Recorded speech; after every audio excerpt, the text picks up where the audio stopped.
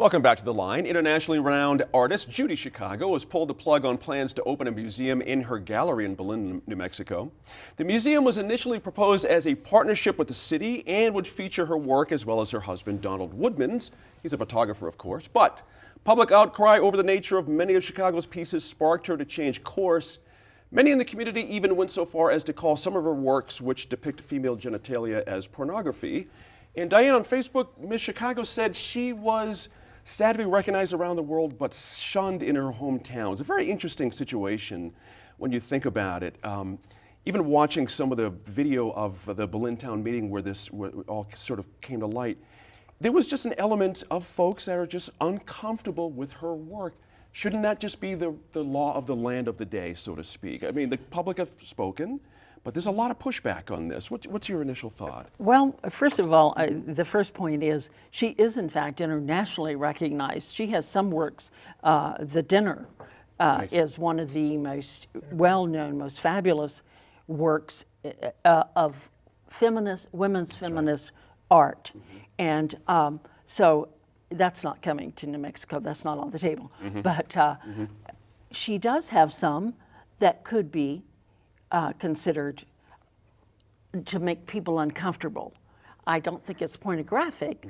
It's real, but it might make some people uncomfortable. However, she is originally from Belen, has lived there 18 or 20 years. This is her home. She was willing to do something that would bring, to me, an economic impact to Belen, and yet she's being rejected. Now, it seems to me that there could be solutions, and I believe she said there would be no pornographic or artwork there, that it would all be general, family, rated PG. But the books that were being sold would have some of her artwork that was Her under completes. question. Exactly. I'm of two thoughts. I know people in the community, and it's their community, how they feel. But it seems like when you have this internationally acclaimed artist who wants to and help build it and help pay for it, a museum in your community, you ought to think about it very seriously. So, The economic impact part, that was a big part of the meeting as well. Some folks are predicting, thousands of dollars might walk in the door. Some folks were unconvinced. But we are an art state, though, aren't we? It wouldn't be a surprise to anybody visiting any town in this state to say, hey, we got this great artist from here. Why don't you go check her out? Seems pretty simple, but it wasn't that simple. Pretty tragic, like they were asking for, they were going to provide the building, they were going to split the profits with the city. Right. They were asking for a half-time staffer. The subsidies we give on a daily basis to the biggest companies from out of state who do $7.50 an hour call center jobs. It's just absurd to me, and it's really tragic. So I think the economic development piece of it, I think that's completely just, it's a ruse. I think what's really going on, if you know the politics in this area, is unfortunately there is a whole strain. A lot of the people who spoke are conservative, mostly religious folks. That's right. And this is really about the fact that she's a feminist, and they don't like her politics, and I'm sure there's a few people who are worried about the content, but come on, Georgia O'Keeffe, if you look at some of the things that were said about her work back in the day, that's beautiful work. That's right. That was offensive because it looked too much like That's right. like genitalia, and so I think it's such a huge loss for them, and to have an internationally recognized artist of this caliber say, look, I'm willing to sort of not just lend my own money and my space, but my name to this community that's trying to, they have a great Main Street there that they're working on. It's an example of what small towns love need that to be Main Street, doing. absolutely. And they're on the cusp of are we going to look forward? Are they going to become this kind of pretty big sort of modern city, as they grow with all the investments we've made there? Or are we going to let, some pretty parochial folks in the community who also are, by the way, have controlled, two of the people who were elected there were elected in the legislature with a lot of support from the big, Christian churches there. That's their right. But for them to sort of be scaring away a potential investment. Right.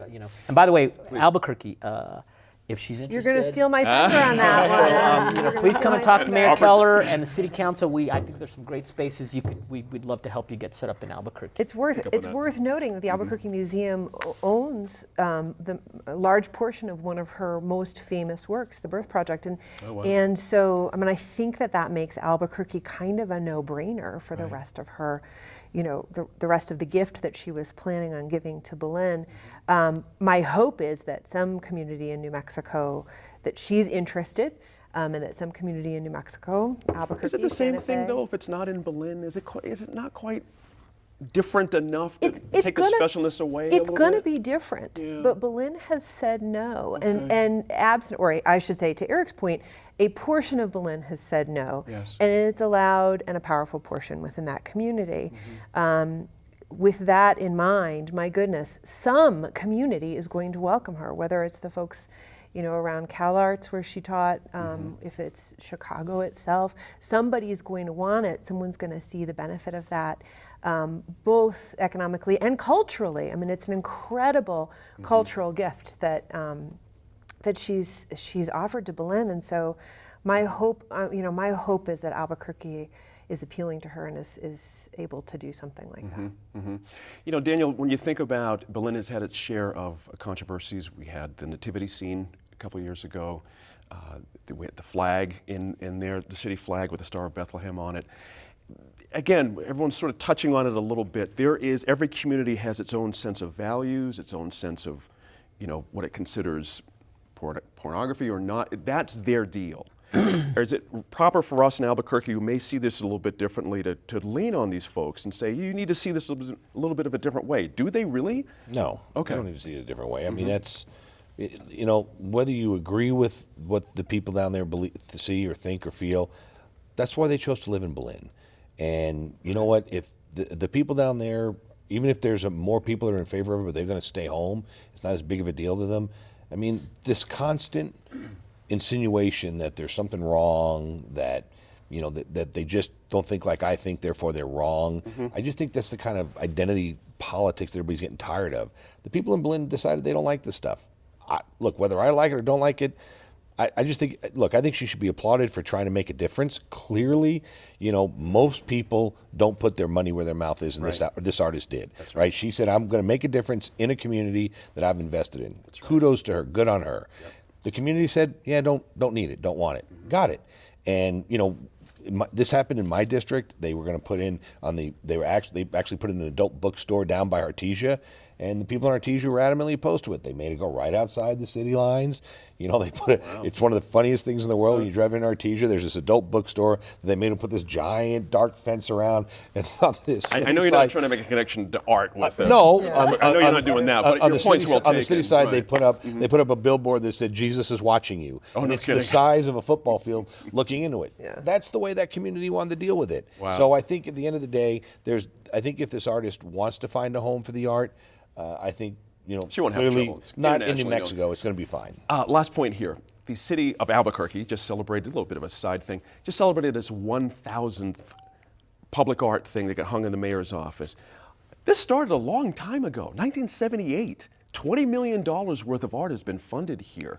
It's interesting, isn't it, to see, we have our values here too, and people seem to be willing to pay for these kinds of things. I think this should be the lesson from all of this. Like the truly great cities around the world of all sizes, they're not just the big cities, are cities that have said that art, public art, and culture is really important to the sense of who they are. And I'm so gratified that Albuquerque, Mayor Keller, and all the arts folks, the community here have said, we're going to invest in this. We have a lot of needs, but we want to, we have an opportunity to make Albuquerque a destination for not just public art, but for an art scene. It means money in all of our pockets. It's not just money, it's creating a sense of place, which is what we've been talking about. If you look at what Bilbao did with the Guggenheim, it's a smaller city than we are.